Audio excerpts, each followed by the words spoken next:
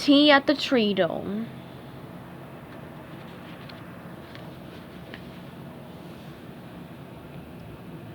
Chapter 4.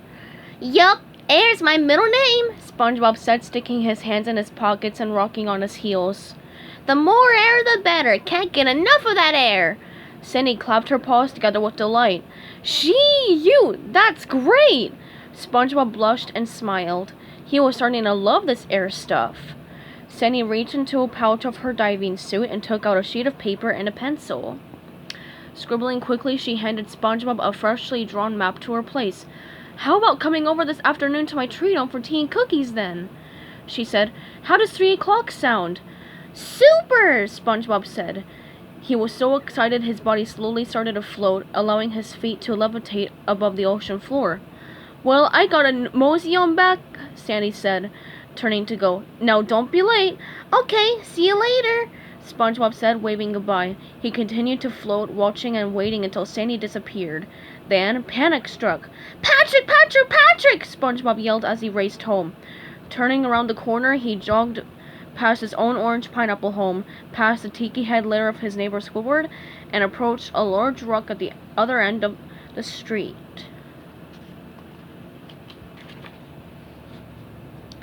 Patrick! SpongeBob called. Patrick! Taking a nap on top of the rock was a pudgy pink starfish in blue Hawaiian shorts. This was Patrick Star, SpongeBob's best friend. Patrick, wake up! SpongeBob called as he bounced with glee. What's air? Patrick lifted up his green sunglasses and peered down at SpongeBob. Huh? He said with a yawn. What's going on? SpongeBob stood tall and announced, Well, I just met this girl, and she invited me to a tea party, and... Way to go, SpongeBob! The starfish interrupted, giving his buddy a hearty thumbs up. SpongeBob returned the thumbs up. Thanks, but get this. She wears a hat full of air. A hat full of hair? Patrick asked. No, air! Air! SpongeBob corrected. Patrick's white smile turned into a look of confusion. He puzzled over SpongeBob's statement for a moment and finally asked, Do you mean she puts on airs? SpongeBob shrugged his skinny shoulders. I guess so, he said. Patrick slid down the rock and stood in front of his pal. No problem, he said. Putting on airs is just fancy talk. If you want to be fancy, I can help. Really?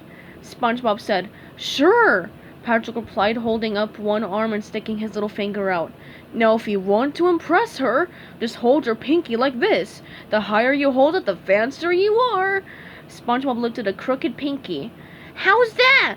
He asked. Higher, Patrick commanded, thrusting his own pinky into the sky. SpongeBob followed suit, sticking his pinky up as far as his spindly arm would stretch. Like that? He asked in a pained voice. Patrick nodded. Now that's fancy. They should call you SpongeBob Fancy Pants. SpongeBob took out the map to Sandy's house and held it high above his head, pinky extended. Ready, Coach! Patrick rubbed his chin. Something's missing, he said, looking over at Squidward's house. The hefty starfish spotted what he was seeking. Wait a sec, he said, bounding across his neighbor's front yard. Squidward popped his head out of his second-story window. Stay off my lawn, you blob! He yelled in a whiny voice. That goes for you too, SpongeBob. Hi, Squidward, SpongeBob replied. I'm going to a tea party. Like I care, Squidward retorted, and slammed his window shut. Patrick jogged back over and handed a bouquet of bubble-tipped sea flowers to SpongeBob. I borrowed these from Squidward's garden, he said. Can't go to a girl's house without flowers. SpongeBob slapped his square forehead with his hand. Duh, I should have known that. Patrick winked. That's what you've got me for. As the two buddies left Bikini Bottom and made their way towards Sandy's Treedome, Patrick continued to lecture on the finer points of going to a tea party. Good manners are important, SpongeBob, the starfish said. You should say yes and no and thank you and please and never, ever ask for anything unless your host offers it to you first.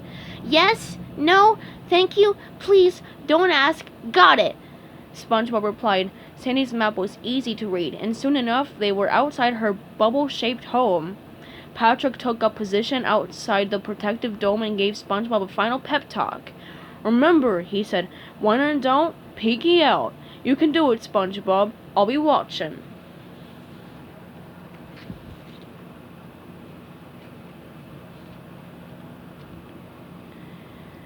Stay tuned for Chapter 5 coming up soon.